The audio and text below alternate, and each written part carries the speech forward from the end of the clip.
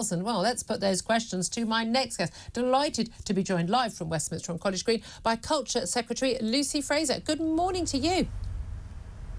Good morning. Thank you so much for joining us. Do you agree with what the Home Secretary, your cabinet colleague, had to say yesterday? Well, I think she was addressing an issue that affects and a lot of people care about, and that's the importance of making sure that we don't have uncontrolled illegal immigration. And I think what she was highlighting is that this is an international issue.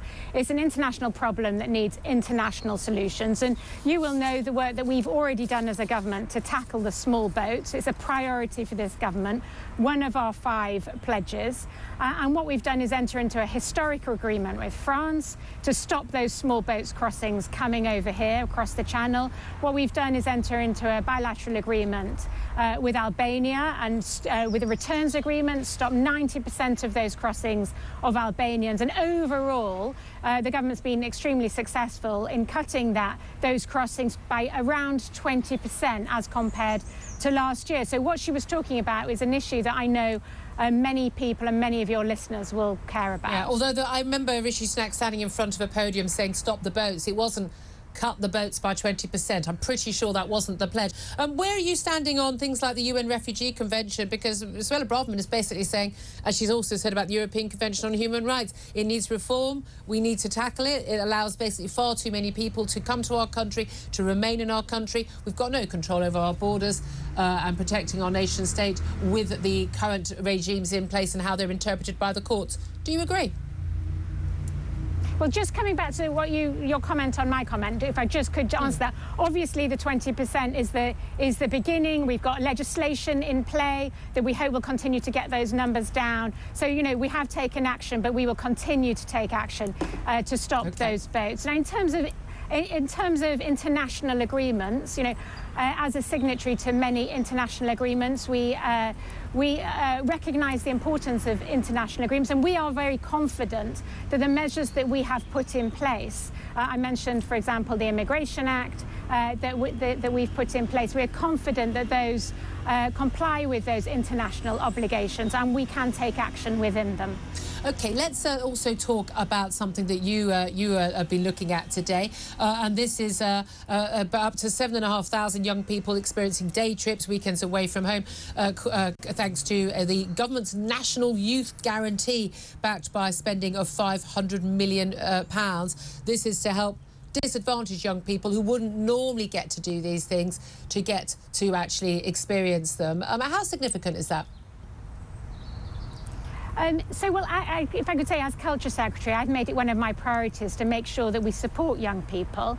And we need to make sure that young people have someone to talk to, something to do, and somewhere to go. And, you know, we have a National Youth Guarantee, £500 million, which will enable young people, you know, to build their resilience and to support them. And what I'm announcing this week, you've mentioned one of those measures, is a package of different measures to support those young people to have experiences which build their resilience and their standards for the future. So the one that I'm announcing today, and thank you for mentioning it, is 7,500 disadvantaged young people, that could be carers or people who are on low incomes, get the opportunity to have an adventure away from home. And we know that helps them with team building, with social skills, and improves their life chances. And the thing is, schools used to do a lot more of this, but now they say we can't afford to do this. The school trips is one of the things we've had to drop, simply because we don't have the money to, you know, pay for teachers and basic equipment. So we're having to drop a lot of that stuff. Well, I was yesterday at one of the centres that offers these adventures away from home. I hope we'll be providing, along with many others, these sorts of adventures in the future. And actually, there were school groups there, as well as youth and community clubs. So, you know, it is important that schools have access to a wide range of activities and not just these as well. And one of the other things that we've announced today is the launch of our Million Hours Fund.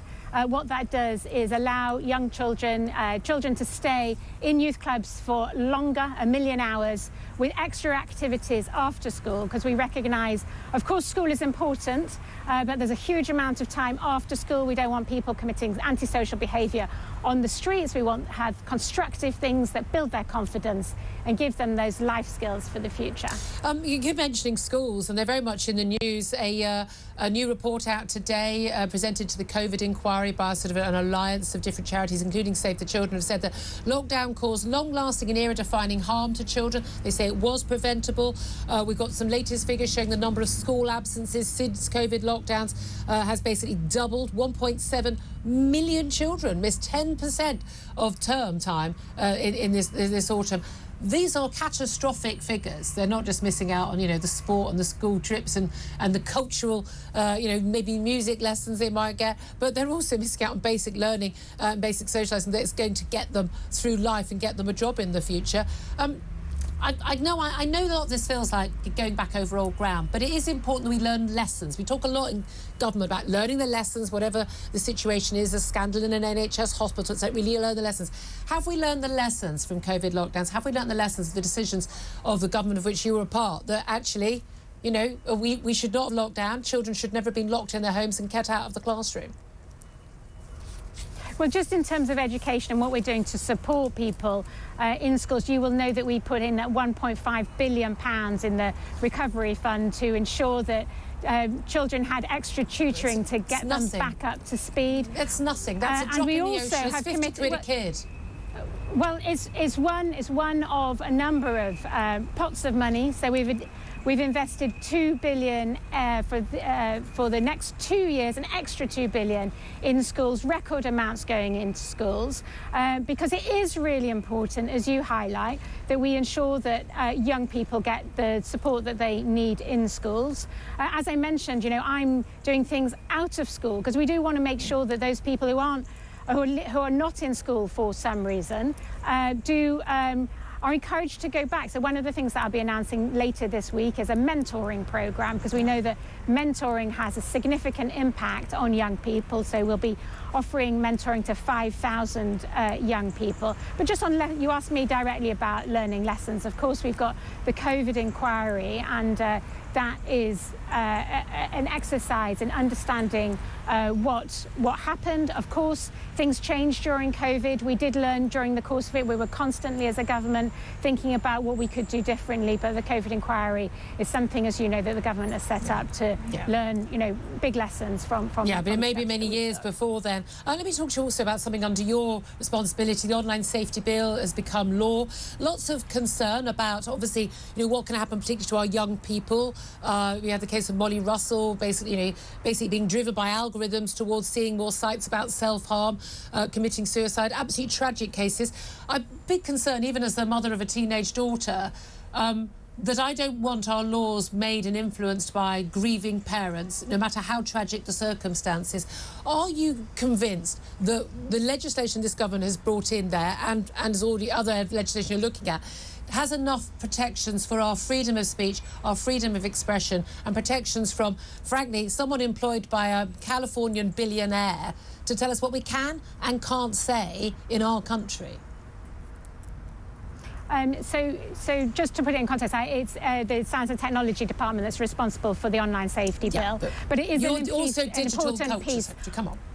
Yeah, and I'm very, very happy to talk about it, because there's an important piece of our legislative tool in order to tackle, as you say, the concerns that many people across the country have as parents as to what their children are accessing online. I read over the summer some horrific reports about how social media is affecting young people, and what this does is it's world leading in terms of the protections to children accessing illegal content online or encouraged to do illegal acts. And what about the impact on adults? But you mentioned freedom of safety. Yeah, so you also mentioned freedom of expression. As Culture Secretary, as someone who is responsible for the media, I am I'm a huge supporter of press freedoms, and it's about ensuring that we get that balance right. We do obviously have, we have regulation in that field. We need to make sure that our regulation keeps up offline and online, up to date, but always respecting freedom of expression, investigative journalism, freedom of the press. Those are absolutely fundamental freedom to host people like Russell Brand when he's defending himself against allegations made against him. Caroline Dinenage, a Tory MP, a fellow Tory MP, chair of the Culture Select Committee, the committee that basically questions you in your department, she wrote a letter last week telling Rumble, YouTube and everyone else, you need to demonetise this man facing allegations. Did you agree with her letter? Well, I should say, obviously there's been very serious allegations against Russell Brand, but taking the particular out of it, I think when someone has a platform on social media, there are rules that regulate that. There'll be an agreement between the person and the platform, and it's a matter for the platform and the person to make sure that those rules are complied with and enforced. Just finally, you've got your job, I've got my job. Would you be happy for your other half, if they were a police officer, to serve in the Metropolitan Police and carry a weapon, have a licence to carry a weapon, and face, if they did carry out their duties in the course of their duties and shot someone dead, that they should face a murder charge as a result of that? Not talking about any specific case. We're not going into that. There's a case that's sub judice at the moment. Would you be confident about that? Because Sir Mark Rowley, the Met Police Chief, yesterday said it is the families, it's the husbands and wives and the children of armed officers who've said you need to give up your licence because it's not worth the risk to our family for you getting prosecuted. Do you understand that risk? Would you feel the same concern if it was you? Well, you're absolutely right to highlight we're not talking about any individual case. In the broader round, I do think it's important that police officers who do a fundamental and important job for our community feel that they can carry out that role, and that is why the Home Secretary, backed by the Prime Minister, is carrying out a review to ensure that there is legal certainty so that police officers have that certainty and protection. OK, we'll leave it there. Culture Secretary Lucy Frazer, thank you for joining us.